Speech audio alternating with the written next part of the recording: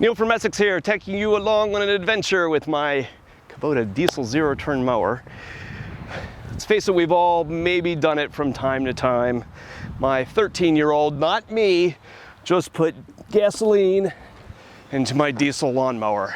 So come along with me here today. We're going to talk about some of the implications for your equipment when this happens and maybe rectify this so I can get back to mowing. Essex, a helping hand with your land.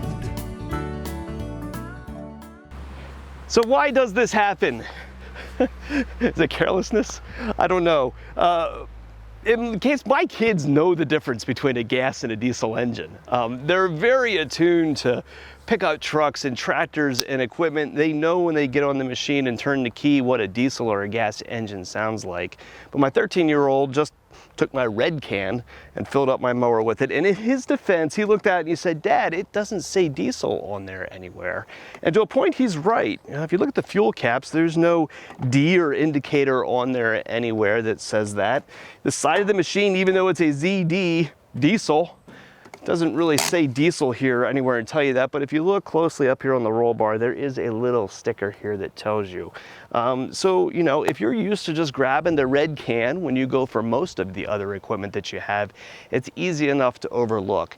Now, speaking of red and yellow, if you're unaware, the red cans are always going to be gas. The yellow cans should always be diesel. The two should not mix.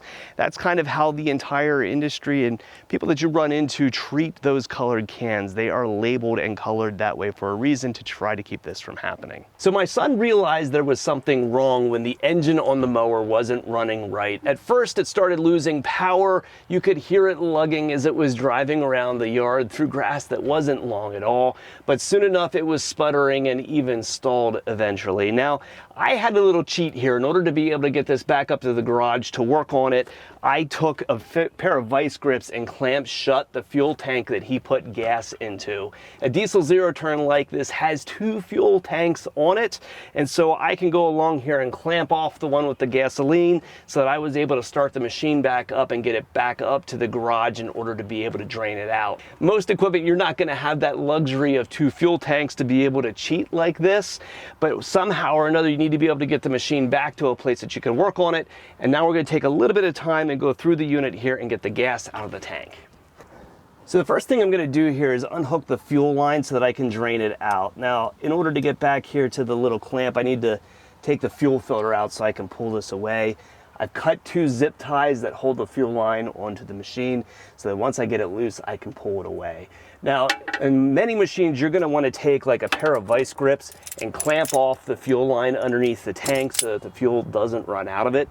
In the case of this machine, there's actually a fuel cock on the bottom of the tank that I was able to turn off so that I don't get a constant flow of fuel once I get this line unhooked. Now, with the fuel line here unhooked from the machine, we could just put this down here to my drain pan, reach back here and open that fuel cock up, and let all $4.99 a gallon run off here into my drain pan.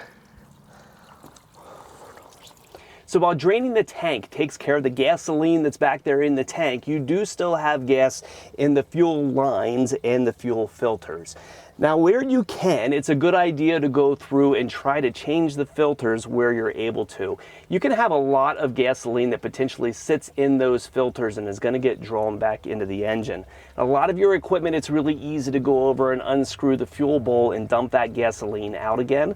Once you have your tank filled back up with diesel again, you just flip your key to the run position and let that electric fuel pump go and refill that fuel bowl again so that you get all the air out of the system and don't force all that up to the engine. So now while this line over here is draining $4.99 a gallon out of my fuel tank, you are still going to have gasoline on any filters that are on the machine. Now, these filters can actually hold a surprising amount of liquid. A really surprising amount of liquid. Some of these can be pretty large, especially the bigger your equipment gets, the bigger your fuel filters often are. These things are only a couple of bucks. If you've got extra ones on hand, it would only be a good idea in order to, at the very least, open your fuel bowl and let the gasoline out, or change your filters if you're able to. That's just going to get that diesel fuel back into your engine all the more quickly. So if that drained out, we're now going to take the proper yellow can, fill this guy back up, and give it a go.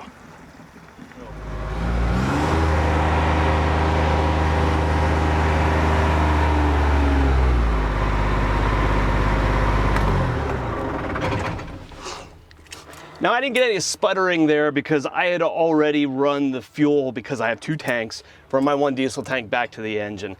If you were starting this up for the very first time, you might have a little bit of jimmying around and stuff while your engine gets up to speed and gets that gasoline work through. You do want to minimize the amount of time that your diesel engine is trying to ingest that gasoline, especially if you have common rail fuel injectors. All the lubrication that you would expect from diesel fuel is not in that gasoline, so it can do damage to your engine. You want to keep your revs low, don't let the thing try to go too fast, minimize the amount of gas that works its way through the system, because it does have the potential to do damage to your engine, even microscopic damage that might not manifest itself for years down the road. So that's a little bit on getting the gasoline out of the tank filled with fresh diesel, getting that primed and plumbed the entire way through the filters and fuel lines and back up to the engine where it belongs. Not a big deal. Took me maybe a half an hour out here to do this today and correct the problem here that my son caused, but we've all done this from time to time. So if you need any help with your equipment, if you need some filters because you've done this, we're here to help. You can check everything out on our website. Choose your make and model number there. It'll give you everything that you need for your machine. We've also got a great group of human people who are here to help and provide good quality service in kind of the old school sort of way. We're really good at it here at Messick's. You can check us out at www.messicks.com or give us a call at 800-222-3373. Years down the road, I ran out of breath.